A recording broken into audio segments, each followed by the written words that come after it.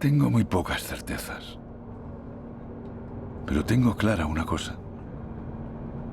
Ni del tiempo, ni de la gente se puede uno fiar. Una carta de despido. Disfruta de la vida.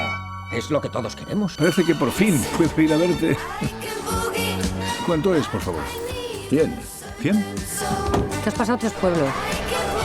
Me gustaría denunciar la desaparición de mi hermano. ¿Por qué me has traído aquí?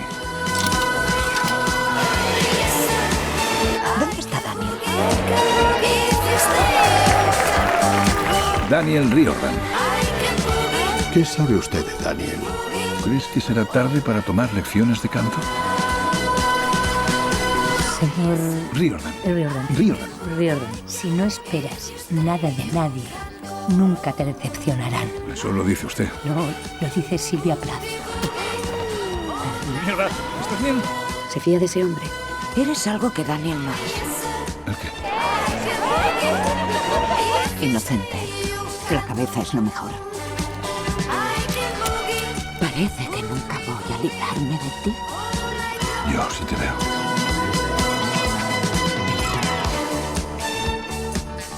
¿Te apetece subir? No.